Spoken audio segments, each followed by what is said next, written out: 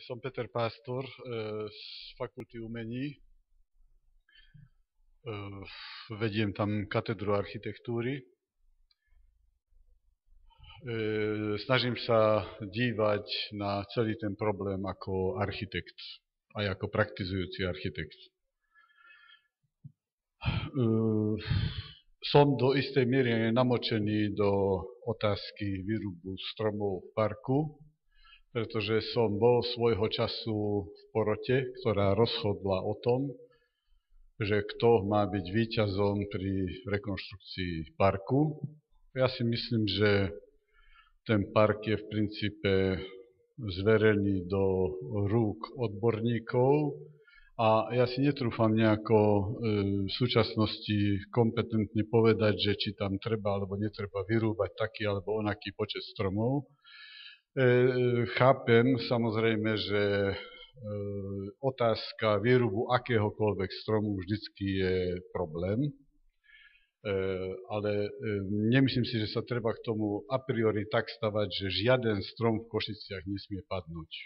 Prestárle stromy určite treba vyrúbať a treba ich niečím nahradiť, pretože to je normálna vec v každom parku a pri práci so zeleňou.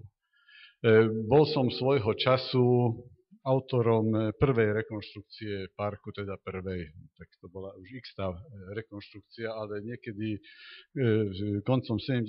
rokov som kreslil jednu štúdiu na park, z ktorej sa realizovali len nejaké nepatrné fragmenty. Aj vtedy sme bojovali s tým, že koľko tých stromov treba vyrúbať. Ja som bojoval s mojimi projektantmi zelene, ktorých som presvedčoval, že určite netreba toľko stromov vyrúbať, koľko ich vyrúbať navrhovali oni. Tie diskusie sú dosť zložité a vždy by bolo dobre, keby diskutoval odborník s odborníkom, lebo nie je dobré postaviť na jednu úroveň nejaké pocity, ktoré nejako už len tak cítim, a vedomosti. To sú dve kategórie, ktoré treba dostať do akejsi rovnováhy. Samozrejme, že tie občianske pocity by som nezanedbával. Ja vidím tu jednu horšiu vec, že v Košiciach sa stáva postupne každý park potenciálnym staveniskom. Osobne očakávam jednu vec, že kedy príde ten génius a povie, že ten priestor medzi domom a divadlom, to je perfektné stavenisko, tam by sa taký mrakodrap dosť dobre vynímal. Aspoň by sme mali nejakú novú, modernú, súčasnú dominantu Košic. A myslím si, že nie sme ďaleko od tejto doby.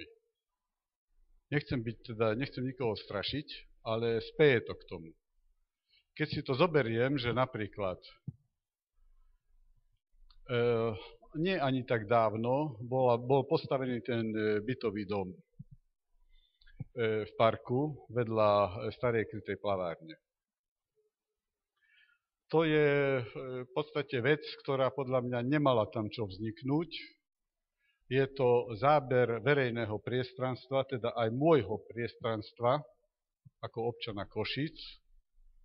A nie je to v poriadku, keď sa verejné priestranstvo zastavuje.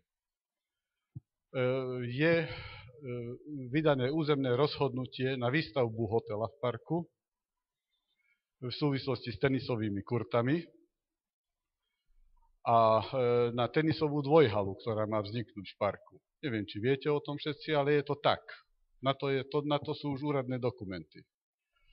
Je vydané stavebné povolenie na výstavbu hotela v parku v Barci.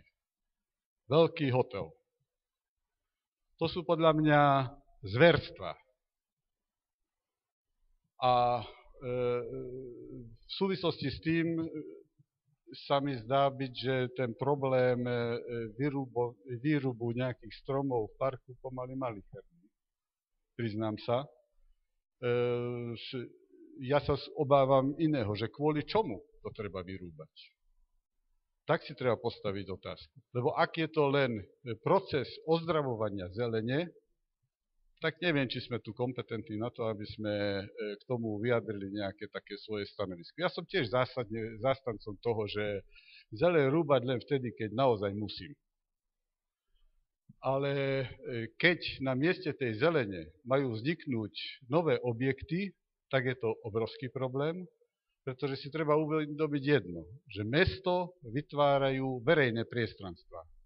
Park je verejné priestranstvo a to verejné priestranstvo, ak sa vytratí, sa stratí mesto. Ďakujem.